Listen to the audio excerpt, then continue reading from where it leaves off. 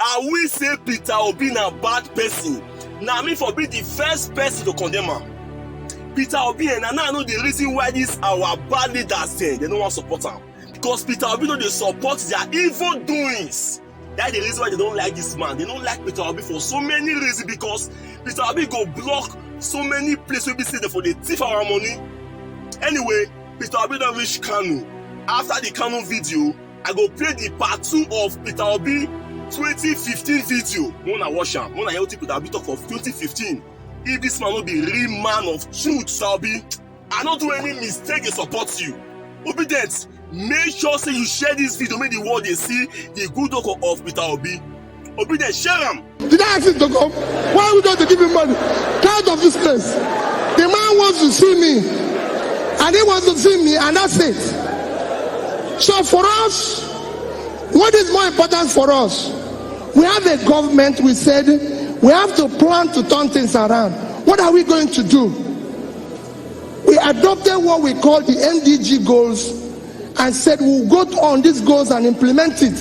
From all these monies we're going to save, whether it's this, if you talk about security vote, oh, this is the percentage, this is this, this is this. That's how we started to do statistics, to fight poverty. And what did we discuss when we did poverty mapping? That the poorest areas in Anambra State, their problem was access. And I can say to you, go to Anambra State today. We have the best road network of any state in this country.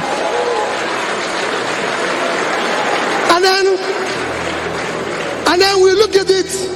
We went into education. Everybody knew that education was shut down in Anambra State for 2 years.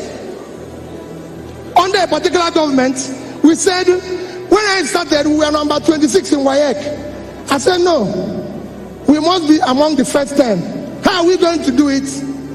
We looked at it and said, okay, the best thing is to return these schools to the church. It belongs to them. And we'll give them money directly.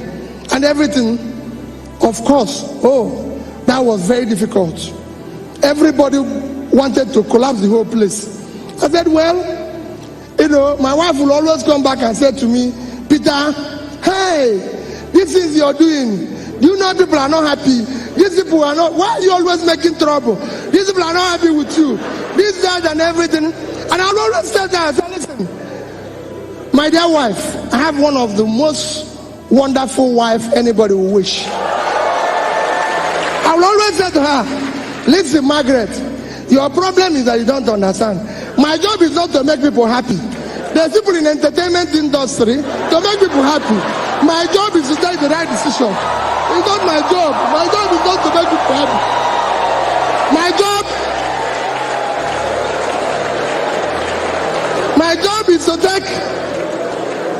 is to take the right decisions for the benefit of the people. I was telling you why I was impeached.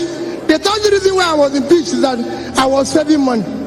I said, listen, this is the only country in the world that has a diminishing assets called oil, and they're not saving money. Every other country has it as a law that a portion of this money must be saved. So I said in Anambra State, we must save. It is a critical thing, we must save. And I'll talk about it so when we went to education, I said, I don't want money again to be given to the Ministry of Education. Money must go direct to government from our purse to the church. They went and reported to federal government because their money was involved. Of course, federal government set up a panel which came headed by Governor of Rivers State today. I said, come. I said, money should not be given to ministry because I saw that there are so many toll gates that will stop the money from being spent.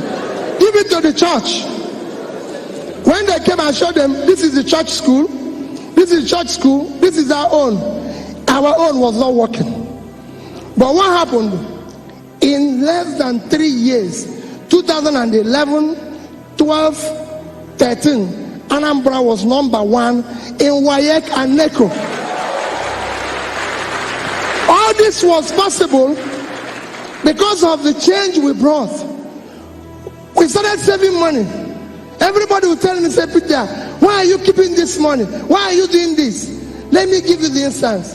Today, Anambra remains the most financially stable state in this country.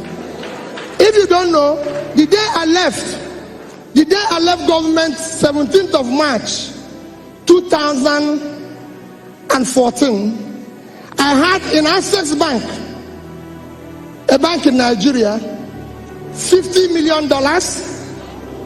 I repeat, $50 million and about 7 billion naira. It's a bank in Nigeria. I'm sure Access Bank people are here. You can go and verify. I have a Fidelity Bank, a bank in Nigeria, $55 million, $55 million and over 10 billion naira.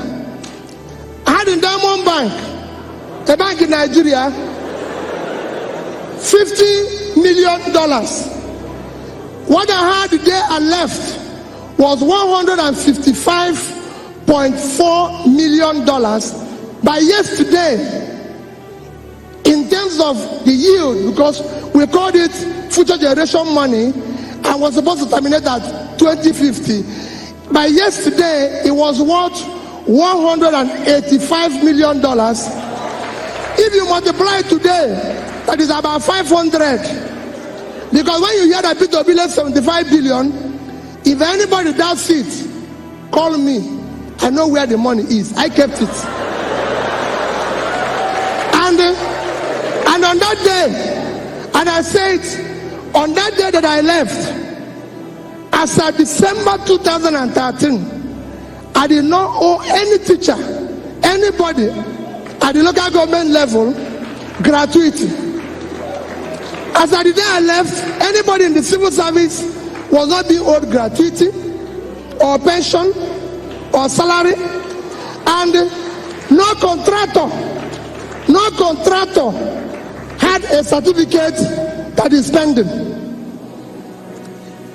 I was one that bought the highest number of vehicles as a governor from PAN. It's there. They gave me a certificate. From Kaduna, I started Innocence Factory. When Innocence came to Anambra State, I laid the foundation. I laid the foundation of Innocence Factory, and when it was completed, I brought President Jonathan to commission it, and then and there ordered from him 1,000 vehicles.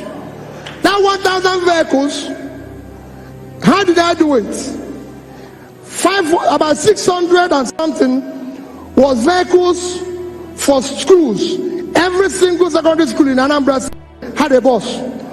Then all the security, all the communities, I bought one pickup for them. All of them, the traditional laws, I bought one. When I was buying, people say, hey, this is innocent. It just started. Do we know whether his car is good? Maybe the brake is not working. Maybe I said, don't worry. Let the number of people that will remain after the other ones die, leave. Let it kill the number of people. That's how that industry is working today. And nobody has been killed. Not one person. And that factory is functional.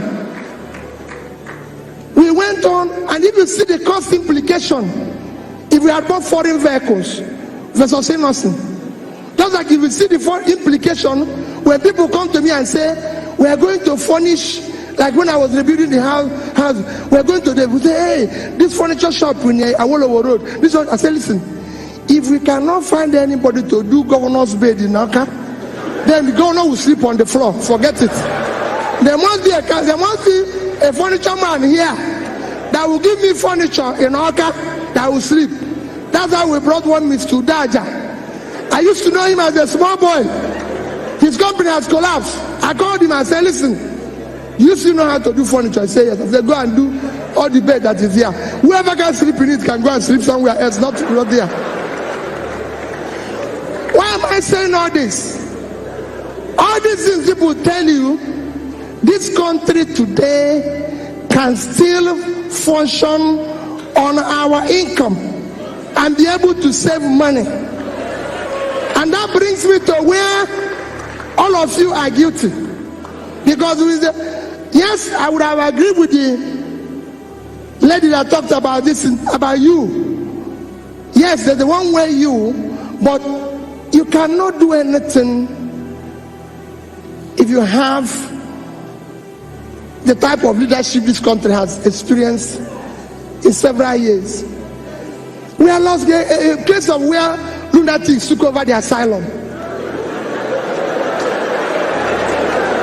And we must do something about it. We must do something about it. Our leaders have to do what? We need to question their commitment, and that is where you come in. This is the only country we vote people in. They don't have a car. They don't do anything. 6 months, they invite us for housewarming, to wash their car,